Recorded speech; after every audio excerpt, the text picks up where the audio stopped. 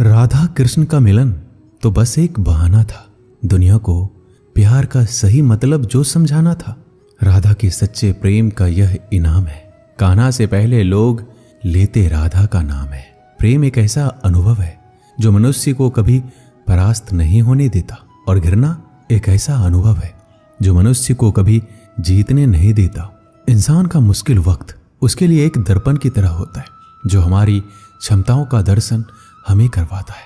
इस पूरे ब्रह्मांड में ऐसी कोई ताकत नहीं जो इंसान की इच्छाओं की पूर्ति कर सके, क्योंकि इंसान की इच्छाएं एक समुद्र के समान होती है जिसे कभी भी भरा नहीं जा सकता। अगर आप जीवन में असफल होते हैं तो आपको दोबारा प्रयास करने में कभी घबराना नहीं चाहिए, क्योंकि जब आप दोबारा प्रयास करते हैं तो आपकी शुरुआत सुनने से नहीं बल्कि आपके अनुभव से होती है। इस संसार में मनुष्य किसी भी रूप में बड़ा नहीं होता, बल्कि मनुष्य के पीछे जो ताकत खड़ी होती है वो ज्यादा बड़ी होती है। जिस व्यक्ति के पास संतुष्टि नहीं है उसे कितना भी मिल जाए वह असंतुष्ट ही रहेगा। स्वार्थ से रिश्ते बनाने की कितनी भी कोशिश करें वह कभी नहीं बनते, और प्रेम से बने रिश्तों को कितना भी तोड़ने की कोशिश करें वो कभी नहीं टूटते। जब हम स्वयं जीवन के शिल्पकार हैं तो चलो हम अपनी मुश्किलों को हराते हैं, जीवन में मुस्कुराते हैं। जो मन को नियंत्रित नहीं करते उनके लिए वह शत्रु के समान कार्य करता है। उससे मत डरो जो वास्तविक नहीं है, ना कभी था ना कभी होगा। जो वास्तविक है वो हमेशा था, उसे कभी नष्ट नहीं किया जा सकता। कृष्ण ने दुष्टों को भी अपनी गलती सुधारने का मौका दिया, क्योंकि वो किसी मनुष्य को नहीं उसके अंदर के बुराई को मारना चाहते थे। शब्द उतने ही बाहर निकालने चाहिए जिन्हें वापस भी लेना पड़े तो खुद को तकलीफ ना हो। जीवन में कभी भी किसी से अपनी तुलना मत कीजिए। आप जैसे हैं सर्वश्रेष्ठ है। बड़प्पन वह गुण है जो पद से नहीं संस्कारों से प्राप्त होता है।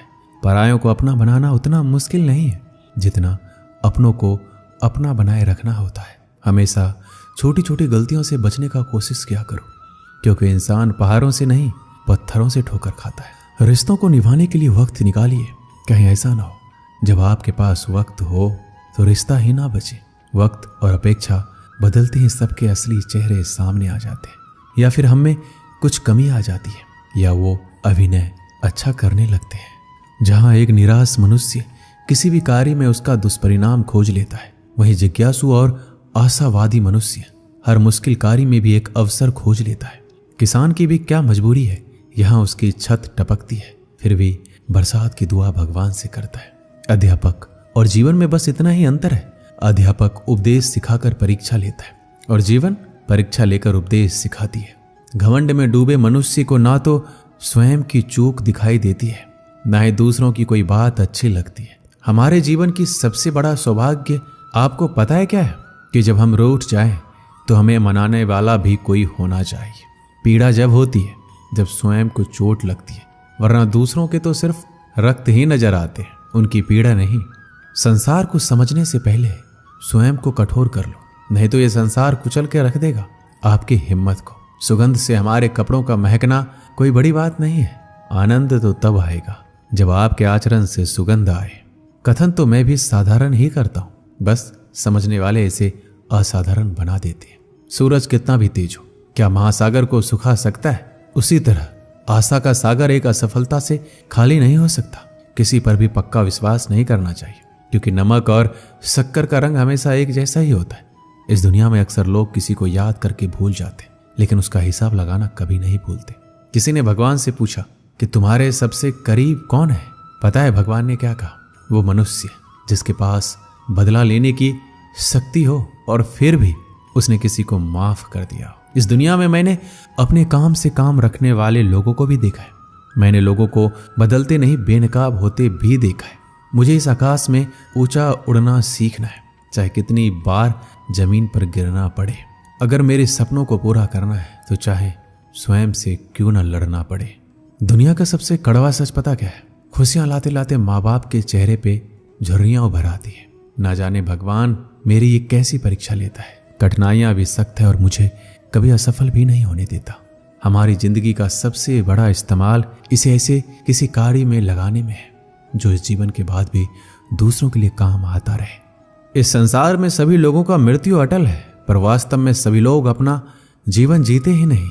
मनुष्य कहता है जीवन मिला है अपने तरीके से जीने के लिए, लेकिन वही मनुष्य सुबह होते ही किसी और के रास्ते से जीने चले जाता है। कठिनाइयों ने जो सबक मुझे सिखाया है, वो सबक एक एक शब्द मुझे हमेशा याद रहते हैं। अगर आप कामयाब नहीं हो रहे तो आपको जरूरत है अपने स्वभाव को बदलने की। हमारे जीवन में बुरे मनुष्य हमेशा अच्छा सबक सिखा कर जाते हैं। हमें हमारा रास्ता भी सही चुनना चाहिए, क्योंकि कभी हमारे इच्छित लक्ष्य रास्तों में ही मिल जाते हैं। सफल होने में आनंद तो तभी है जब सारी दुनिया आपको असफल करने पर जुटी हो। क्या आप जानते हैं इस संसार में सच्चे मनुष्य को हमेशा झूठे मनुष्य से अक्सर ज्यादा सफाई देनी पड़ती है। जिंदगी में वक्त हर बुरे वक्त को जरूर बदल देता है, बस अच्छा वक्त आने के लिए थोड़ा समय चाहिए। गर्व ना करना कभी अपनी जिंदगी में, किस्मत हमेशा बदलती रहती है, आईना वही रहता है, बस उसमें आकृति बदलती रहती है। इस जिंदगी में हमेशा एक बात याद रखना, मित्रता और आशीर्वाद में बस अपना मन साफ रखना।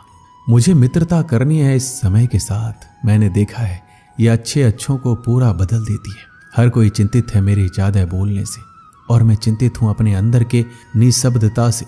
जब तक जीना ना सिखा देती ये जिंदगी, आपको मरने भी नहीं देगी। मेरी जिंदगी एक चक्रव्यूह है और मैं उसका अर्जुन।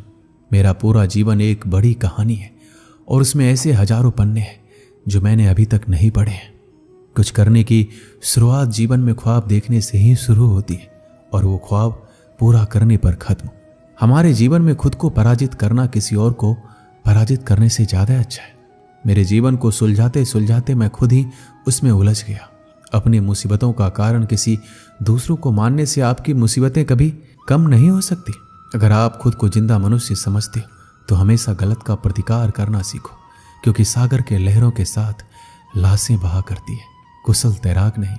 जीवन में सदा काम करते रहने की आदत ही आपको सफल इंसान बना सकती है। जीवन के कुछ अच्छे पल आप अपने और अपनों के साथ गुजार लीजिए। क्या पता आपको फिर ये पल मिले या ना मिले। सफलता पाने के लिए एक रात काफी नहीं, इसे पाने के लिए बहुत रातों को जागना पड़ता है। जीवन में होने वाली गलतियों का उद्देश्य आपको बिगाड़ना नहीं, सुधारना होता है। ये जीवन के मायने हमें असली संसार के अनुभव सिखलाती है। जब आपके जीवन के चारों ओर हताश और निराशा हो, जब दुखों ने आपको हर जगह से घेर रखा हो, तब आप सच्चे मन से कृष्ण जी के नाम का दीपक जलाना और अपना सब हाल श्री कृष्ण को सुना देना। श्री कृष्ण स्वयं आपके सारे दुख हरने आएंगे। मनुष्य अपने सच्चे हृदय से जो दान दे सकता है वह अपने हाथों से नहीं दे सकता, और मौन रहकर हम जो कह सकते हैं वह हम अपने शब्दों से नहीं कह सकते। श्री कृष्ण कभी भी हमारा हाल नहीं पूछते। श्री कृष्ण अपने सच्चे भक्तों पर हर घड़ी नजर रखते हैं। प्राचीन समय की बात है, एक राज्य में एक राजा राज करता था। उसका राज्य खुशहाल था, धन धान्य की कोई कमी नहीं थी। राजा और प्रजा खुशी खुशी अपना जीवन यापन कर रहे थे। एक वर्ष उस राज्य में भयंकर अकाल पड़ा। पानी की कमी से फसलें सूख गई। ऐसी स्थिति में किसान राजा को लगान नहीं दे पाया। लगान प्राप्त न होने के कारण राजस्व में कमी आ गई और राजकोष खाली होने लगा। यह देखकर राजा चिंता में पड़ गया। हर समय वह सोचता रहता कि राज्य का खर्च कैसे चलेगा। अकाल का समय निकल गया, स्थिति समान हो गई, किंतु राजा के मन में चिंता घर कर गई।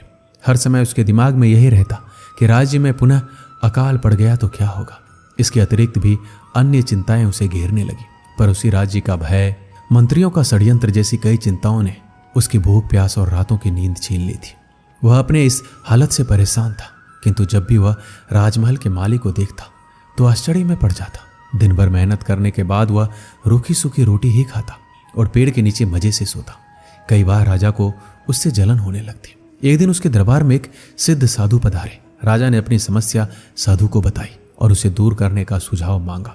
साधु राजा की समस्या अच्छी तरह से समझ गए थे। वो बोले, राजन, तुम्हारी चिंता की जड़ राजपाट है। अपना राजपाट पुत्र को देकर चिंता मुक्त हो जाओ।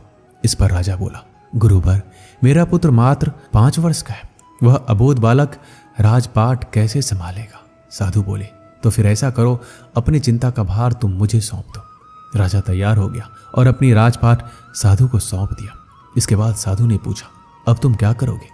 राजा बोला, सोचता हूं कि अब कोई व्यवसाय कर लो, लेकिन उसके लिए धन की व्यवस्था कैसे करोगे। अब तो राजपाट मेरा है, राजकोष के धन पर भी मेरा अधिकार है।